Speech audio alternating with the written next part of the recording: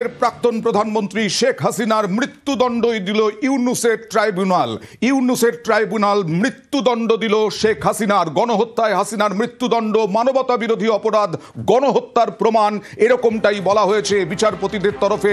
দুটি মামলায় শেখ হাসিনার মৃত্যুদণ্ড, একটি মামলায় যাবজ্জীবন মুজিব কন্যার রায় দিল বাংলাদেশের আন্তর্জাতিক অপরাধ ট্রাইব্যুনাল। আজকে দুপুর 12টার পর থেকে শুরু হয়েছিল এই রায় পড়া, রায় দেওয়া, এবং তারপরে দোষী সাব্যস্ত করা হলো শেখ হাসিনাকে।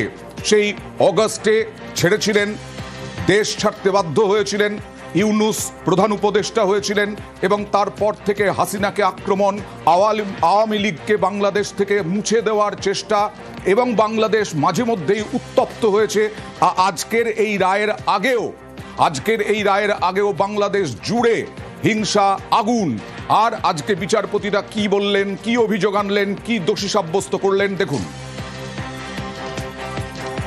The core offense in the instant case is the crime against humanity. 5 charges were framed against accused Asaduzzaman Khan Kamal and Chaudhry Abdullah Al Mamun jointly. Charge number 1, incitement in order to attack and kill protesting students of Dhaka University and other academic institutions of the country, and also failure to take preventive and punitive measures, and thus killing hundreds and severely injuring thousands of protesters.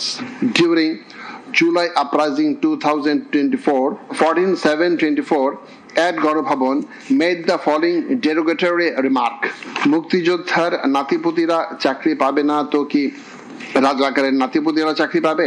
Charge number 2, order to use lethal weapon, drones and helicopters to kill the protesters and execution of the order. During the July uprising 2024, accused Sheikh Hasina held a conversation over telephone with Dr. A.S.M. Maksud Kamal, the then Vice Chancellor of Dhaka University. She mentioned that she already ordered to kill the protesters like the Rajakars who have been hanged before. Charge number 3, killing 6 protesters at Chankharpur with lethal weapons. The protesters convened a program titled March to Dhaka to be held on 5th August. The aforesaid killings took place pursuant to the order of Prime Minister Sheikh Hasina within her full knowledge, and by such killings they committed crimes against humanity as joint criminal enterprise. মৃত্যুদণ্ডই দেওয়া হলো tribunal, ইউনুসের tribunal. সহকর্মী অতনুর কাছ থেকে জানতে চাইব। অতনু, আজকে প্রায় 2 ঘন্টা ধরে রায় পড়া হলো, এবং সেই রায়ের মধ্যে এটাই তো প্রত্যাশিত ছিল বলা হচ্ছে, আন্তর্জাতিক মহলের একাংশ বলছে এটাই প্রত্যাশিত ছিল। একরকম তাই আন্তর্জাতিক মহল দাবি করছিল এতদিন ধরে যেভাবে পুরো বিষয়টা ফ্রেম করা হয়েছে, তাতে শেখ হাসিনার মৃত্যুদণ্ড হয়তো সময়ের অপেক্ষায় আন্তর্জাতিক যে অপরাধ ট্রাইব্যুনাল, সেই অপরাধ ট্রাইব্যুনালে। তো সেই মৃত্যুদণ্ড আইনের পথে দিতে গেলে আইনের বেশ কিছু জায়গা রয়েছে, বেশ কিছু সংস্থান রয়েছে, যে সংস্থানগুলো তুলে ধরতে হবে। কি তুলে ধরতে হবে? এই যে 5টি অভিযোগ করা হয়েছে শেখ হাসিনা এবং বাকি দুজনের বিরুদ্ধে, এই 5টা অভিযোগ খাতায় কলমে প্রমাণ করতে হবে। তার মধ্যে থেকে 2টো অভিযোগ, তার মধ্যে একটা হচ্ছে উস্কানিমূলক বক্তব্য, এবং আরেকটা হচ্ছে সেদিন যখন গুলি চালানো হয় সেই গুলি চালানোর নির্দেশ দিয়েছেন তিনি। এই দুটো যদি প্রমাণ করা যায় তাহলে খুব সহজেই তাকে অপরাধী প্রমাণ করে মৃত্যুদণ্ড দেওয়া যাবে। তো আজ যখন প্রথম রায়দান প্রক্রিয়া শুরু হলো, শুরু থেকেই দেখা গেল যে বেশ কিছু অডিও ভিডিও তথ্য প্রমাণ সেখানে দেওয়া শুরু হলো। কোনগুলো দেওয়া হলো? 453 পৃষ্ঠার যে রায় দেওয়া হয়েছে, কোন কোন বিষয়ের উপর ভিত্তি করে দেওয়া হয়েছে, 6টি পার্ট রয়েছে।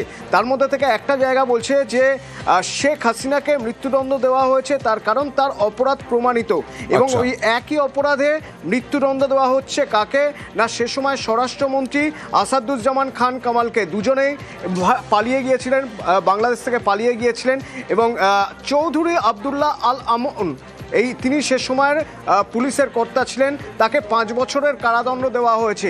এখানে একটা বিষয় উল্লেখযোগ্য, আইনকে সহযোগিতা করেছেন এই চৌধুরী আবদুল্লাহ আল মামুন, তা এখানে উল্লেখ করা হয়েছে। আচ্ছা, এই রায়ের শেষ অংশ যখন পড়া হচ্ছিল সেই সময় বলা হচ্ছে যে বিভিন্ন বক্তব্যের যে বিবরণ, সেই বিবরণ কোর্টের সামনে পেশ করা হয়েছে। শেখ হাসিনা যখন যে সময় রাজাকার প্রসঙ্গ তুলে এনেছিলেন তার বক্তব্যের মাধ্যমে সেই প্রসঙ্গ তুলে আনা হলো, সেই সময় অতনু একটু থাকো তো আমার সঙ্গে, কারণ আইনজীবীদের বক্তব্য আসছে, একটু দেখে নি বাংলাদেশের আইনজীবীরা কি বলছেন।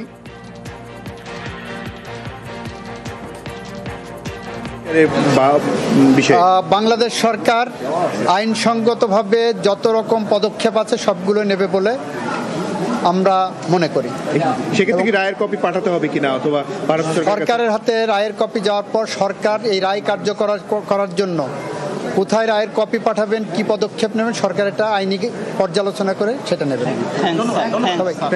সবাইকে কথা বলছিলেন। মানবতা বিরোধী অপরাধ, গণহত্যার প্রমাণ, এই সব দিয়ে আজকে মৃত্যুদণ্ড ঘোষণা করা হলো। মৃত্যুদণ্ড। শেখ হাসিনার সরাসরি চলে যাব আন্তর্জাতিক সম্পর্ক বিশেষজ্ঞ দেবাশিস নন্দীর কাছে। দেবাশিস বাবু, এইটা কি প্রত্যাশিতই ছিল?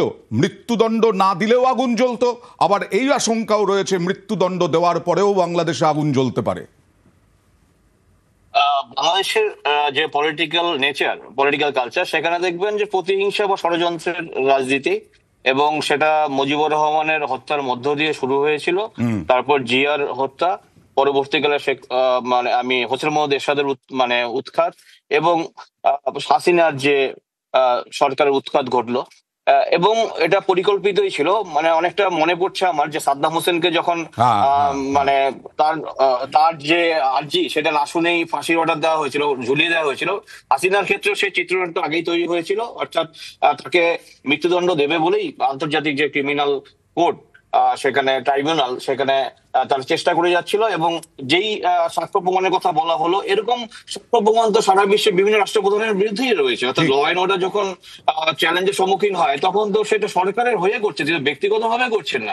অর্থাৎ সেখানে তার পক্ষে কোনো সপক্ষে কোনো আইনজীবীকে দাঁড় করানো যায়নি, এবং তার বক্তৃতা শোনা যায়নি। সুতরাং সেটা পূর্ব পরিকল্পিত ছিল। এটা ইউনিট জানা যাচ্ছে যে হাসিনার পক্ষে নাকি একজন আইনজীবী ছিলেন। এটা কি হতে পারে কখনো? এখন কোনো আইনজীবী হাসিনার পক্ষে দাঁড়াতে পারেন, নাকি ওটা সাজানো?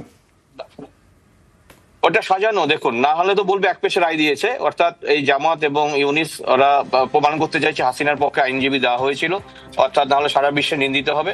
অর্থাৎ এই ইউনিস যেই ছকে বাংলাদেশের রাজনৈতিক প্রেক্ষাপটকে চেঞ্জ করলেন, সেটা অভাবনীয়। এবং এটার পরে যেটা হতে পারে, যখন বাংলাদেশে যারা আওয়ামী লীগের সমর্থক, আওয়ামী লীগ আগেই তো ব্যান করে দেওয়া হয়েছে, অর্থাৎ মাইনাস আওয়ামী লীগ একটা রাষ্ট্র ব্যবস্থা প্রতিষ্ঠিত করতে চাইছে, এবং যে সাংবিধানিক যে নেচার, মুজিবুরের যে ধর্মনিরপেক্ষ সংবিধান, সেই সংবিধানকেও চেঞ্জ করবে তারা আগামী দিনে। এবং বাংলাদেশের জাতীয় সঙ্গীত, বাংলাদেশের ইতিহাস, মুক্তিযুদ্ধের ইতিহাস সবটাই চেঞ্জ করবে। অর্থাৎ সেখানে হাসিনাকে যদি মাইনাস না করা হয়, তাহলে সেটা করা যাবে না। হাসিনাকে যদি, এইখান থেকে আমি একটু আসবো আপনার কাছে। হাসিনাকে মাইনাস করতে হবে, যে করেই হোক হাসিনাকে মাইনাস করতে চায় ইউনূস সরকার, আর সেই কারণেই হাসিনার মৃত্যুদণ্ড। কিন্তু হাসিনা তো রয়েছেন ভারতে রাজনৈতিক আশ্রয়ে। এইখান থেকে আমি দেবাশিস বাবু আপনার কাছে জানতে চাইবো, ভারতের কি করার আছে? এবং শেখ হাসিনা তো বাংলাদেশের যে ট্রাইব্যুনাল, সেখানে আবেদন করতে পারবেন না, সেটা ঘোষণা হয়ে গেছে। আন্তর্জাতিক ট্রাইব্যুনালে কি আবেদন করতে পারবেন? ইন্টারন্যাশনাল কোর্ট অফ জাস্টিসে তিনি আবেদন করতে পারবেন, কিন্তু তাকে তো ওখানে যেতে হবে। এবার তাকে যাওয়ার ছাড়পত্র বা ভারত ব্যবস্থা করবে কিনা খুব জটিল বিষয়। পাশাপাশি যদিও ভারতের সাথে আমাদের বন্দি প্রত্যর্পণ চুক্তি, বাংলাদেশের সাথে বন্দি প্রত্যর্পণ চুক্তি রয়েছে, বাংলাদেশ দাবি করতেই পারে, যেহেতু হাসিনার বিরুদ্ধে মৃত্যুদণ্ডের নোটিশ জারি করা হয়েছে, রায় দেওয়া হয়েছে, তাহলে হাসিনাকে বন্দি প্রত্যর্পণ আওতায় এনে হাসিনাকে বাংলাদেশের কর্তৃপক্ষের কাছে হস্তান্তর করা হোক। কিন্তু ভারত হয়তো সেটা করবে না। কিন্তু এটা কিন্তু অনেকটা সংকট বেড়ে গেল। অর্থাৎ ভারতের উপরও কিন্তু একটা আন্তর্জাতিক চাপ আসতে পারে, ইন্টারপোলের চাপ আসতে পারে। এবং যেহেতু বাংলাদেশের ইন্টারন্যাশনাল ট্রাইব্যুনাল, তারা তো ইন্টারন্যাশনাল কোর্ট অফ জাস্টিস বা অন্যান্য আইনি সংস্থা যারা আছে, তাদের কাছে দরবার করবে কেন ভারত একটা অপরাধীকে আশ্রয় দিচ্ছে। সুতরাং এটা কিন্তু ভারতের কাছে একটা বড় চ্যালেঞ্জ হয়ে রইল। এবং এই যদি ফেরত না